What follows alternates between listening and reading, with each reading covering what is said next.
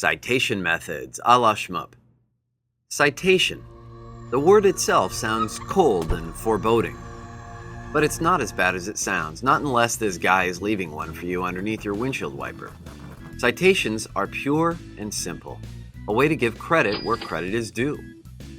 You can quote whoever or whatever you like within a paper, but if you don't cite your work, you're basically giving the impression that those thoughts or ideas are your own. The great writers and philosophers of our time probably have better things to do than sue you for using their words in a high school essay. But they still wouldn't love you slinging their ideas about willy-nilly without giving them props. Besides, what if your teacher hates a particular idea? It's much nicer when you're able to blame it on Nietzsche. He did it. What? But honestly, it all boils down to integrity. Citing sources is the right and decent thing to do. You know in your heart that stealing someone's work is no less of a crime than stealing any of their physical possessions. Just like you would never dream of pirating a song or movie online. Is that a siren we hear? But if your conscience isn't strong enough to help you avoid the transgression, just stop and consider how failing to cite could negatively affect you. You could be accused of plagiarism.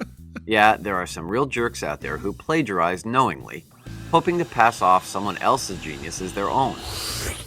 But if you forget to cite, or cite incorrectly, you could be in just as deep doo-doo.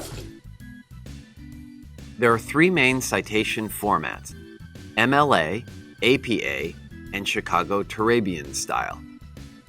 You don't have to use them all. Instead, check with your teacher and ask which style they want you to use.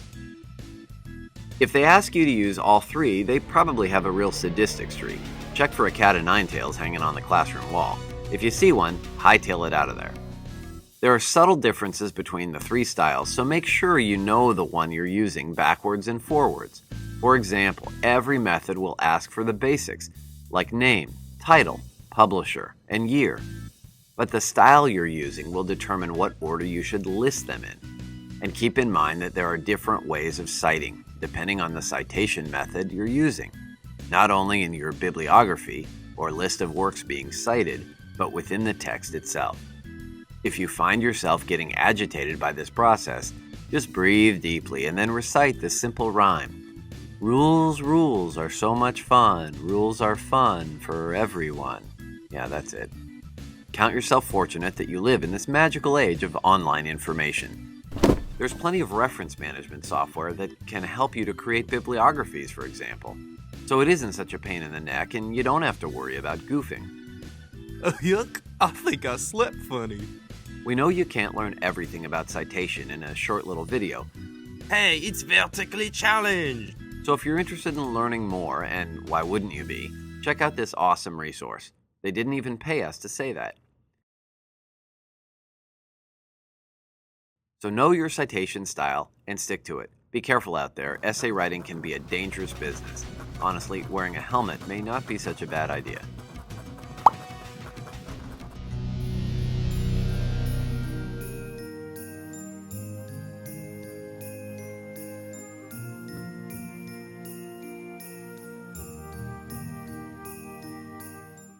Yuck, I think I slept funny.